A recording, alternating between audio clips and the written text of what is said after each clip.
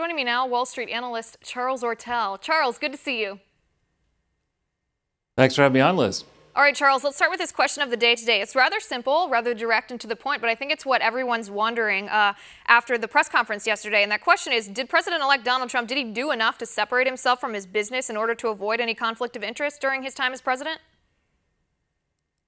Well, I think the devil ultimately will lie in the details. I think these are excellent first steps. This is an unusual situation with a very wealthy man sitting on top not only of complex interests around the world, but also of an organization that bears his own last name. So you can argue that a perfect separation from the business is impossible. I mean, it's not required, for example, for him to liquidate and sell everything. That would seem to be extraordinary. I think this first step is a very good one. I love the way, particularly in which he elegantly has offered to donate all the proceeds from foreign government purchases of hotel rooms at his properties so that they could pay down the debt. I think that's great.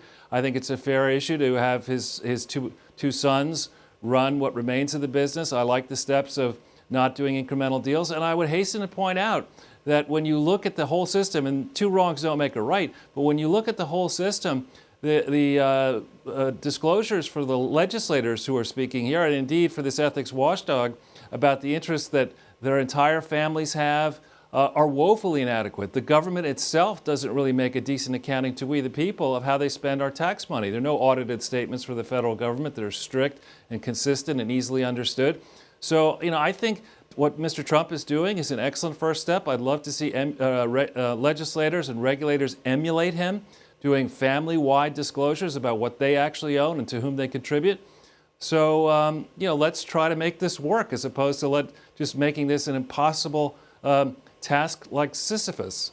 Right. So essentially what you're saying is his critics are requiring of him or asking of him things that they're not even willing to do themselves. They're asking more than they do. That's not good leadership, in my opinion. I would also point out that this is not required by law, what President-elect Trump is doing. He's doing this voluntarily. The president and the vice president are actually the only two people in public office who are not bound by conflict of interest laws here. So everything that he's doing, he's going above and beyond to make sure that there's no appearance of corruption, appearance of conflict of interest. Charles, let me ask you, though, I understand what you're saying about the first step and the devil's in the details. It really depends on how he acts as president, whether or not this will be a good structure. But what caused, in your opinion, the head of the Government Ethics Office to call it wholly inadequate or meaningless instead of recognizing that we still need to wait and see? I think we need to dig deeply, and your network will do it, but it seems that few in the mainstream media have decided they really want to practice investigative journalism anymore. I think we really need to get behind the chain of events that led this person to issue the letter in the first place. My understanding is that Chuck Schumer requested it, and other Democrats requested the letter. I'd love to know more about this supposedly independent watchdog and his family, and his background, and his political contributions, and his balance sheet. But to me, I think what the president-elect here is doing, as I said, is a great first step. I believe that this is a man who cares deeply about his reputation and even more about this country. And I think what he's doing is wonderful. All right, let me ask you this, Charles, and allow me to play the devil's advocate a bit here. Why not divest, like his critics are saying that he should? Why not create a blind trust, or why not liquidate and sell off his properties and his brands? Well, this is a slightly different set of events than, let's say, a rich person like Rex Tillerson, who's got a whole bunch of Exxon stock that can be sold in a liquid market on a moment's notice. Mr. Trump and his family have spent generations accumulating marquee assets, particularly, I know some of the New York ones here. Why should he have to sell these trademark assets that bear his name, that indeed you take Trump Tower, it was nothing before he fixed it.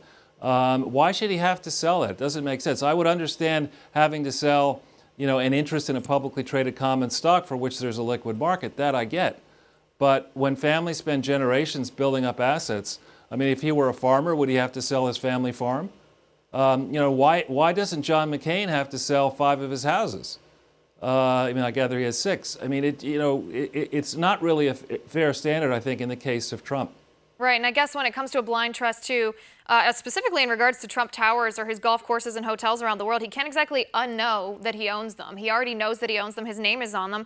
And unless you took away his name off of them, I mean, he'd still know that the property belonged to him. It's very, very messy. But Charles, let me go back to something else, and this is the foreign donations. This was the unexpected part to me. I did not expect him to say that he would avoid even the appearance of conflict of interest, even the appearance of foreign donations given to his administration by donating any profits from foreign governments to his hotels to the U.S. Treasury.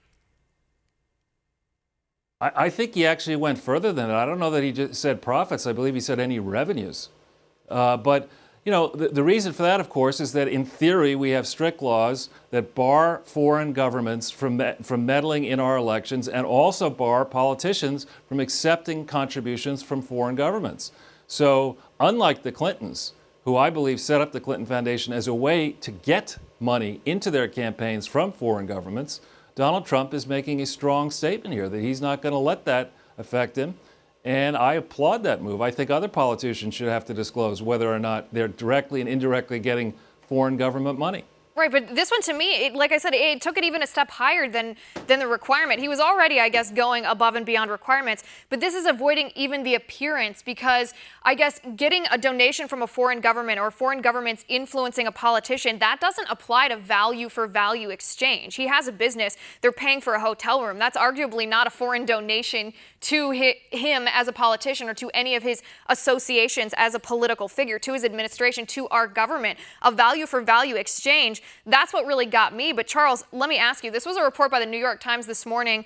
They noted that he said he would only do that in the case of his hotels, not in the case of his golf courses. Why the difference? Well, I think golf courses are for recreation. There are many, many golf courses. I don't know in what shape the golf course industry is at this point. Whereas hotel rooms are, you know, people use hotel rooms on business. And I think, frankly, I think that was a very strong move, and there is a distinction to be drawn between the two. Right. Very interesting. Charles, thank you so much for coming on the show. It's always great to hear your perspective on these issues. I appreciate it.